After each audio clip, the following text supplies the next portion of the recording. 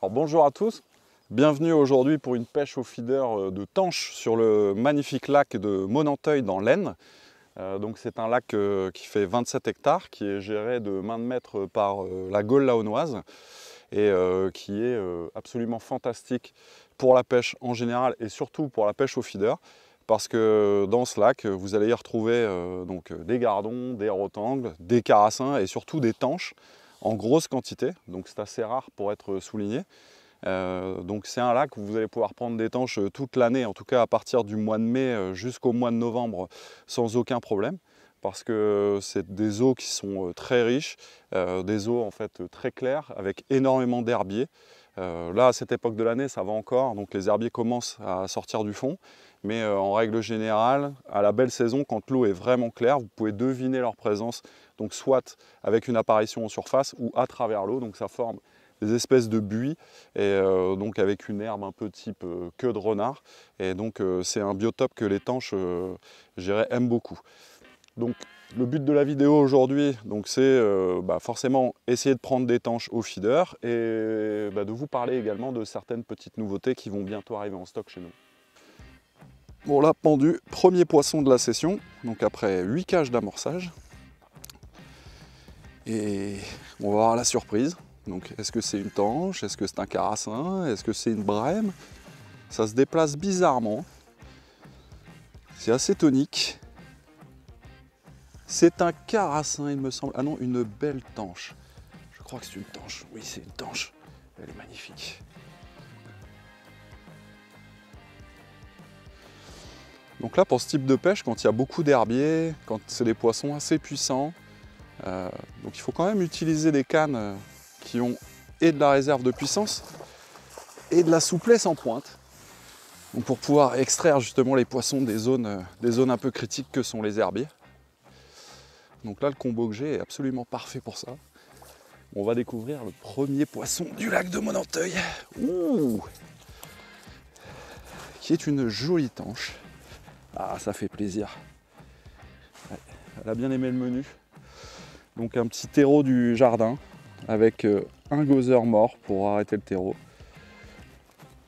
Et là, c'est pleine bouche, droit dans le but. Il n'y a pas de problème. Alors, j'essaie de vous présenter ce beau poisson, en espérant qu'elle ne me glisse pas des mains.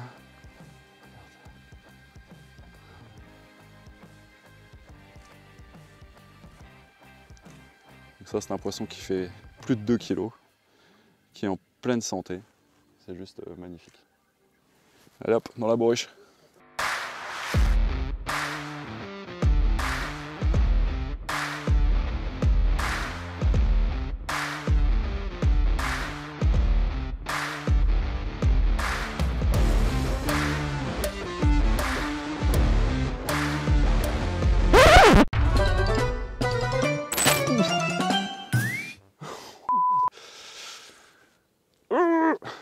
Bon, ça y est, les tanches sont rentrées. Deuxième lancée. Et je me suis fait arracher la canne. Alors j'avoue que je n'étais pas posé sur ma station. Donc c'était limite. C'est des choses à jamais faire. Donc là aujourd'hui, pour la pêche des tanches, j'ai réalisé une amorce très claire, très nuageante. Donc composée d'un tiers de surface de chez Rive, un tiers de rivière et un tiers de brème. Donc ça donne un mélange un peu jaune, mais qui est très intéressant parce que ici, curieusement, ces poissons aiment en fait les amorces assez claires et assez riches. Donc là, on a vraiment ce qu'il faut. Yalla! Et voilà, une deuxième. Nice one, number 2. On a vraiment de la chance en France, on a un domaine public qui est absolument merveilleux.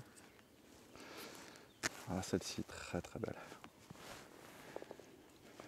Encore une belle mémère.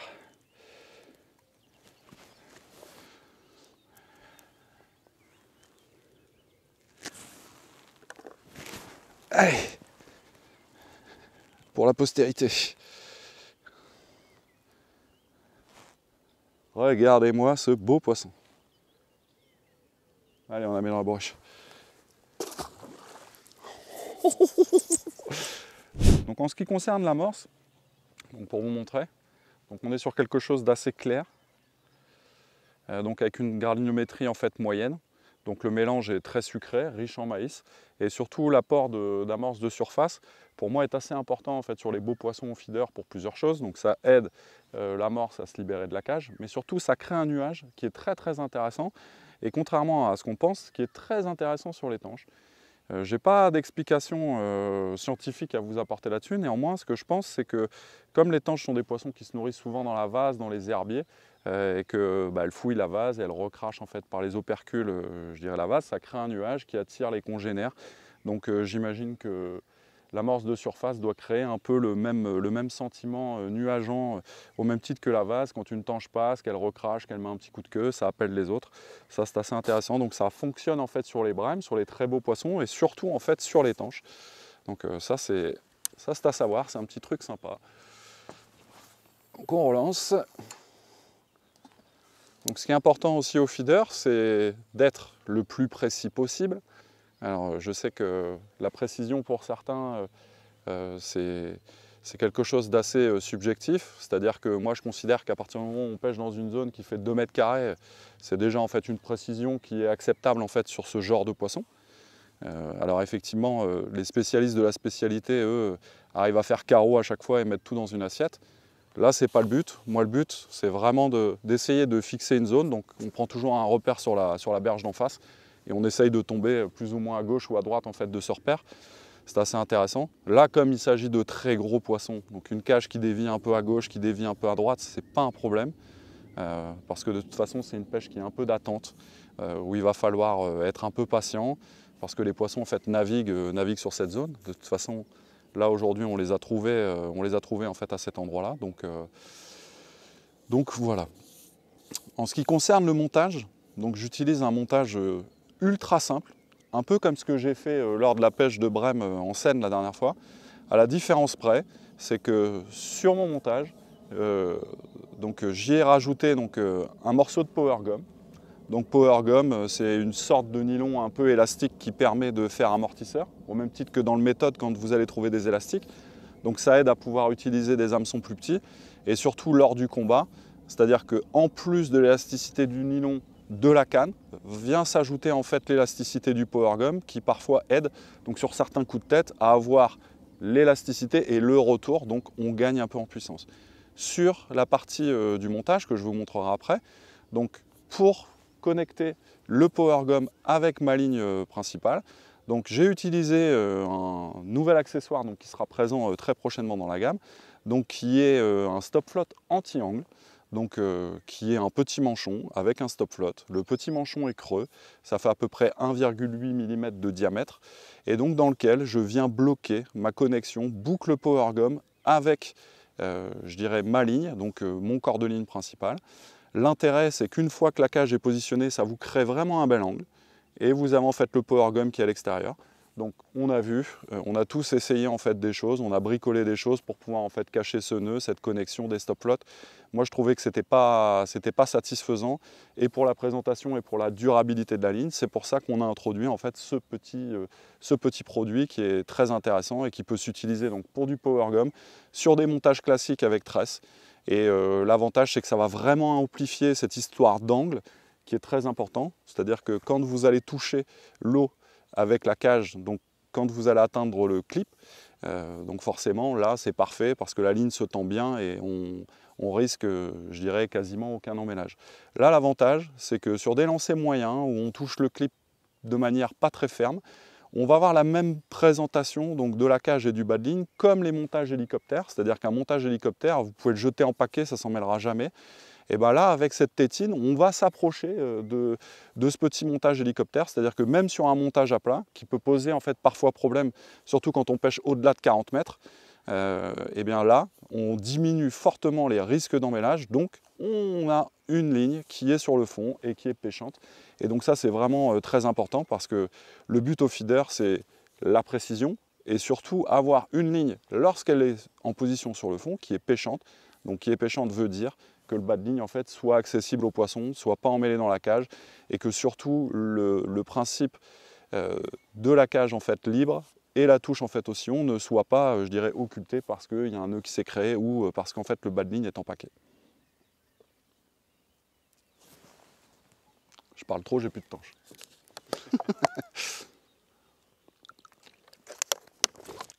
Alors pour cette pêche aujourd'hui, donc mon combo est le suivant. Donc j'ai choisi un moulinet en taille 6000 garni de Feeder Master en 23 centièmes et d'une canne en 3,50 m dédiée à la pêche de longue distance. Grâce à cette canne, grâce à la taille du moulinet et surtout grâce au nylon, je vais avoir en fait suffisamment de puissance et de souplesse pour pouvoir extraire les poissons et surtout leur éviter de prendre le chemin des herbiers. Donc pareil, sur la pêche des gros poissons, donc, que sont les tanches, les carassins, comme pour les carpes, le choix du nylon est pour moi le meilleur des choix, contrairement à la tresse, parce que bon, la tresse, ça n'a aucune élasticité, c'est vraiment très dur, donc effectivement vous allez avoir des belles touches, c'est pas un souci, mais vous avez quand même beaucoup de risques de vous faire casser à la touche, même avec des diamètres assez importants. Aujourd'hui, pareil, j'ai un bas de ligne de 80 cm en 16 centièmes hardline avec un hameçon de 14. Malgré tout, 16 centièmes ça paraît solide, mais si on pêche à la tresse, même avec un bout de power gum, ça serait vraiment compliqué.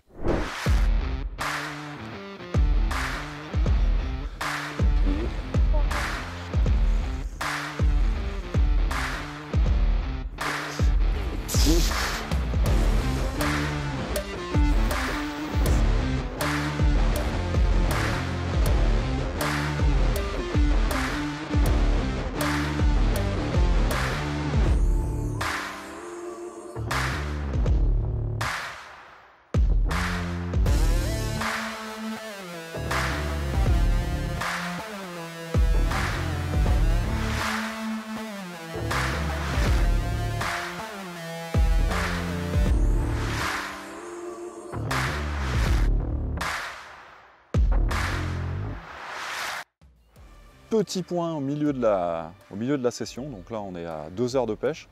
J'ai déjà mis 6 tanches dans ma bourriche et malheureusement j'en ai perdu 2 dans les herbiers parce que mon objectif avoué aujourd'hui c'est de prendre 10 tanches. Donc il m'en reste 4, mais ça s'annonce un peu plus compliqué parce que c'est un peu retombé. Donc je sais pas, les poissons ont peut-être bougé un peu, je suis peut-être moins précis, je leur propose peut-être pas le bon menu. Alors, il suffit de dire ça, fish on en direct. Donc, c'est peut-être pas une tanche, c'est peut-être un gros poisson, mais ça c'est bien, parce que du coup, si je la mets à l'épuisette, celle-ci va me rapprocher de mon objectif sérieusement, qui est de 10 tanches.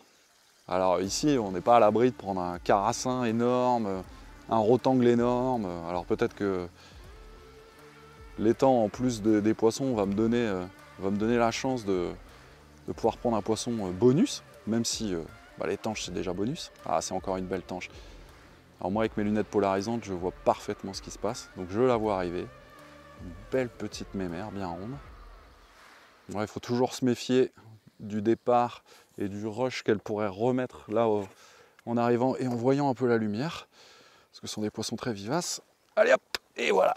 Et de 7, ça c'est bien.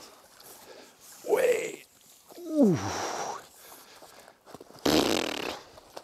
Voilà. C'est avant qu'il fallait te battre. Donc là, elle est prise juste au bord. Pourtant, elle m'a fait une touche à arracher la canne, mais elle s'est vraiment bien piquée dans la commissure de la lèvre. Donc ça, c'est joli. Hop, on va accrocher ça. Donc de ce fait, comme ça, c'est un peu durci et que je profite de mon power gum. Donc j'ai j'ai diminué le diamètre de mon bas de ligne. Donc tout à l'heure j'étais en 16 centièmes, là je suis passé en 14. Voilà. Regardez ce joli poisson. Ça c'est un poisson magnifique. C'est des poissons qui font presque 2 kg. C'est superbe. Pleine beauté. Avec des très belles couleurs. Allez hop. Allô. Plus que 3. On dirait passe-partout, mais j'y tiens à ces 10 tanches. Parce que 10 tanches à Monanteuil, c'est entre 20 et 25 kg de poisson. Donc autant dire que 25 kg de poisson, c'est juste sublime. Et surtout, c'est un poisson que j'affectionne particulièrement. La période est propice. Et c'est un peu mon poisson de porte-bonheur, on va dire. Donc là, à chaque fois que j'en empile une dans la bourriche, j'ai un porte-bonheur en plus. Donc ça, c'est cool. Allez, un petit terreau du jardin. Tiens, je vais en mettre 2 pour voir. Elles ont l'air d'être de retour. Alors pareil, dans les poissons bonus, il peut y avoir ici une tanche 3,5 kg, 4 kg. C'est pas rare. Bon, peut-être qu'elles sont occupées à faire autre chose. Allez. On va remettre un peu d'amorce et des appâts dans la cage. Un peu de maïs. Et c'est reparti pour un tour.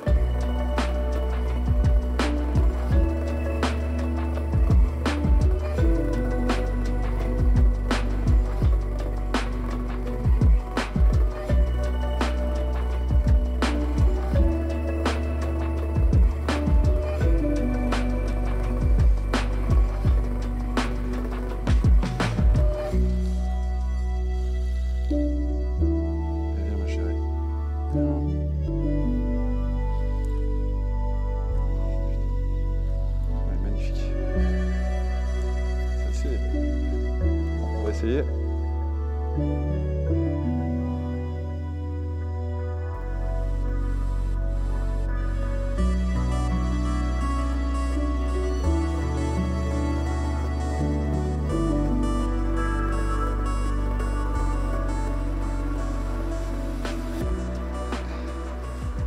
Et numéro 9.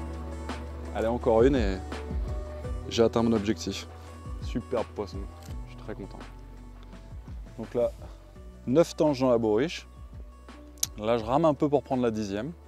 J'ai des touches, c'est compliqué. Elle me vole les vers de terre, elle se pique pas. Donc je ne sais pas trop ce qui se passe. Donc là, j'ai essayé un peu de changer en diminuant en fait la quantité d'appât dans les cages. Donc plus de farine, plus de grains de maïs et un petit peu moins d'appât. J'ai rajouté une pincée de fouillis histoire de provoquer quelque chose. Donc j'ai des passages, j'ai des touches, je n'arrive pas à prendre la 10e, donc je désespère pas, je mets tout en application, je m'applique à lancer précisément. Là le vent est en train de se lever un peu, donc ça crée un petit mouvement dans le lac qui peut être intéressant et faire rebouger un banc de poissons qui s'est peut-être décalé à droite, à gauche, on ne sait pas. Donc là les poissons sont un peu méfiants, mais bon, je ne désespère pas, je vais me battre jusqu'au bout pour atteindre mon objectif de 10 tanches. Donc j'ai diminué aussi le volume de la cage. Je suis passé sur une cage à 3 carreaux plutôt que 4 parce que je me suis peut-être dit qu'effectivement il fallait distribuer un peu moins mais plus régulièrement. Donc là je m'attache à relancer toutes les 5 minutes. Alors là je viens de relancer et je vais essayer d'être un peu plus patient et laisser la ligne dans l'eau un maximum pour voir si poser un peu, éviter à nouveau de refaire un peu de bruit avec la cage pourrait amener ce 10e poisson que je cherche et que je souhaite mettre absolument dans ma bourriche. Donc je ne me désunis pas, je me bagarre, j'y crois et je vais prendre cette 10e tanche parce que j'y tiens et moi quand je me donne un objectif, et voilà fichande. Alors avec un peu de chance, elle est piquée, ça c'est magnifique, en direct. Donc si je suis agile, si elle a envie de rejoindre ses copines dans la bourriche, eh ben mon objectif sera atteint. Sinon, je serai obligé de relancer. Mais bon, ça c'est le côté cool de la pêche. Surtout que la tanche, c'est pas un poisson facile à cibler parce que c'est assez lunatique. J'aurais pu aussi me casser les dents alors qu'il y a une grosse quantité de poissons en slack. J'aurais pu me casser les dents et tomber sur un jour sans. Mais bon, là, tout y est, les pressions atmosphériques y sont, la météo La météo est plutôt clémente pardon, par rapport à ce qui avait été annoncé. Donc ça c'est plutôt cool. Et celle-ci a l'air vraiment belle. Elle trouve l'herbier qui est devant. Non, non, voilà. Allez, viens. Voilà, je vais tout ramener, je vais ramener le poisson et la salade. Elle est là, elles ont vraiment la santé. Celle-là, elle n'est pas contente. Elle n'a pas envie d'apparaître sur la photo. Allez, viens, viens ma belle. Allez, viens, et la journée, pour moi, sera réussie. Ça, c'est vraiment une journée de pêche de rêve. C'est vraiment cool, des fois, il ne faut pas beaucoup de poissons. Le tout, c'est de prendre du plaisir, comme je fais à l'instant. Donc, j'en prends beaucoup. Et c'est dans l'épuisette. Ça y est. Oula. La 10e tanche est enfin là. Ah, ça c'est cool. Ça c'est vraiment cool. Et en plus, c'est une très jolie tanche qui doit faire un peu plus de 2 kg, je pense. Qui a aimé mon petit ver de terre de fumier. Parce qu'aujourd'hui, elles étaient assez compliquées. Le menu était particulier pour les dames. C'est-à-dire que c'était des terreaux de fumier et rien d'autre. Les dendros classiques n'ont absolument pas fonctionné à l'hameçon. J'en ai pris une au verre de vase. J'ai eu quelques touches à l'asticot, mais sans plus.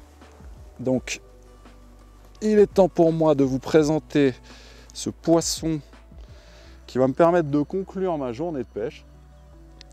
Donc, voilà ma 10e tanche. Je suis très content. Donc, encore une fois, j'espère que cette vidéo vous aura plu. Surtout, n'hésitez pas à vous abonner à nos chaînes Facebook, Instagram, YouTube.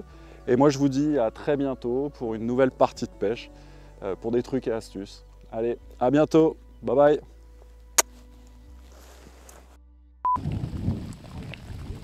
Lui qui est tombé, tu crois pas qu'il va t'embourber? Voilà comment se finit la vidéo. On est bien là. On est bien. Allez, quand même.